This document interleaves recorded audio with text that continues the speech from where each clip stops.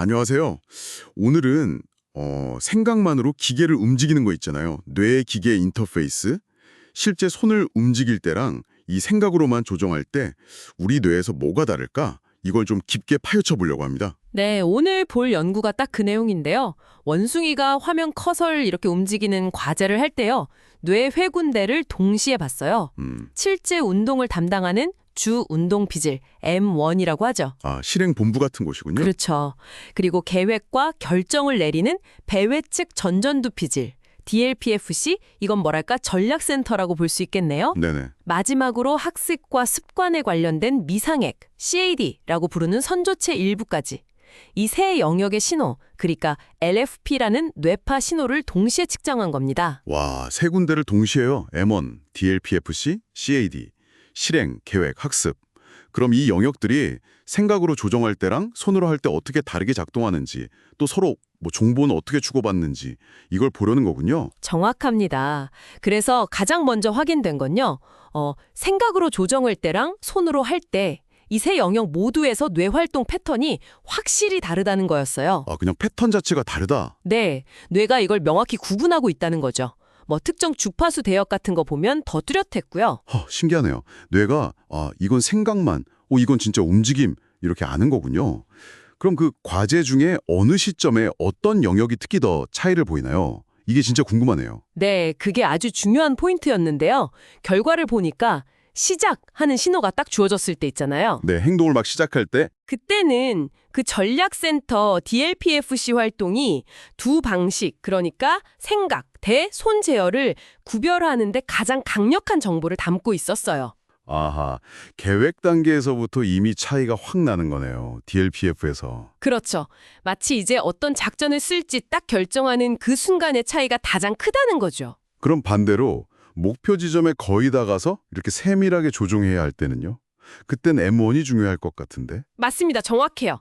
목표물에 딱 도달하는 그 순간, 그때는 실행본부인 M1 활동이 두 제어 방식을 가르는데 가장 결정적인 역할을 했습니다. 역시 실행과 미세 조정은 M1이군요. 네, 계획이 이제 실제 실행으로 옮겨지고 또 미세하게 조정해야 하니까 그때는 M1에서 핵심적인 차이가 나타나는 거죠. 와, 들어보니까 진짜 전략자는 사령관, DLPFC하고 실제 임무 수행하는 병사, M1이 딱 상황에 따라 중요도가 달라지는 느낌인데요? 네, 비유하자면 상당히 비슷합니다.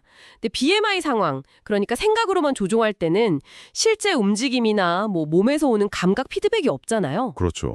그게 가장 큰 차이죠. 그러니까 이런 특수한 상황 때문에 어쩌면 병사, M1의 역할뿐만 아니라 계획을 세우는 사령관, DLPFC의 초기 지시 자체가 더 중요해지고 그 차이가 더 부각되는 걸 수도 있어요. 그렇군요. 감각 피드백이 없으니까 계획 단계의 역할이 더 커질 수 있다. 일리가 있네요. 그럼 이 영역들이 서로 정보를 주고받는 방식, 그러니까 소통 방식에도 차이가 있었나요? 네, 그것도 봤습니다. 정보 흐름 분석이라고 하는데요. 그레인저 인과성 분석이라는 방법을 썼어요.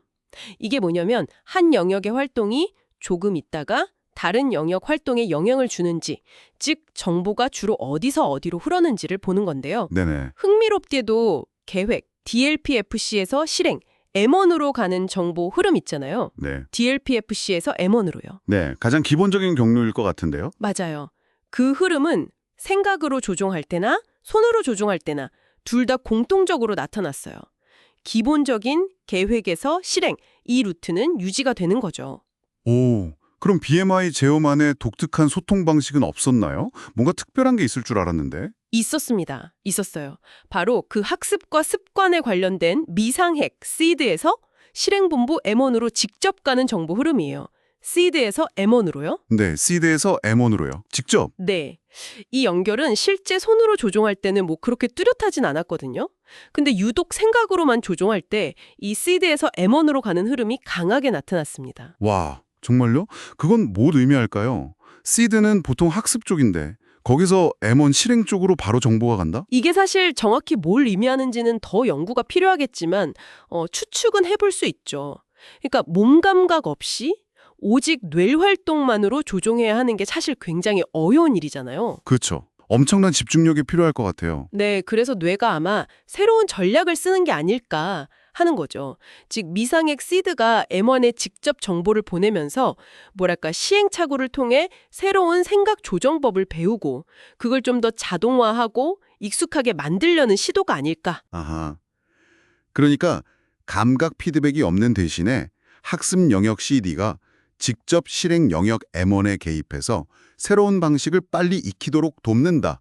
뭐 그런 느낌이네요. 네, 뭐 그런 가설을 세워볼 수 있는 거죠. 마치 새로운 정신적인 습관을 막 만들려고 노력하는 것처럼요. 와, 뇌가 진짜 스스로 방법을 찾아서 적응하는 거군요. 대단하네요. 그럼 정리를 좀 해볼까요?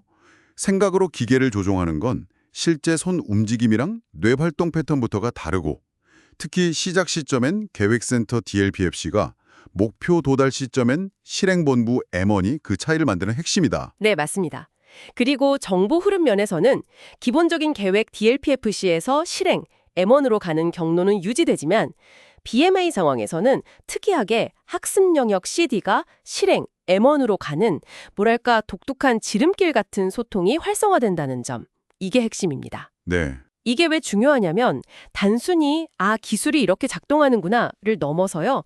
우리 뇌가 얼마나 유연하게 새로운 기술을 심지어 이런 물리적인 피드백 없이도 학습하고 적응하는지를 보여주는 거거든요. 그렇네요. 뇌의 적응 능력 자체가 놀라운데요. 그렇죠. 뭐 신경재활 치료 같은 분야에도 앞으로 중요한 단서를 줄 수 있을 거고요. 무언가를 재우려고 할 때 유독 강화되는 이 학습 영역, CD에서 실행 영역, M1으로의 정보 흐름. 이게 과연 우리가 어떤 물리적인 감각 없이 순전히 정신적인 노력만으로 오류를 감지하고 수정하면서 새로운 마음의 기술을 익히는 과정에서 정확히 어떤 역할을 하는 걸까요? 어쩌면 이게 바로 우리가 의식적으로 노력하는 것과 그게 나중에 무의식적인 기술로 자리 잡는 것 사이에 어떤 연결고리 같은 게 아닐까? 그런 생각도 드네요.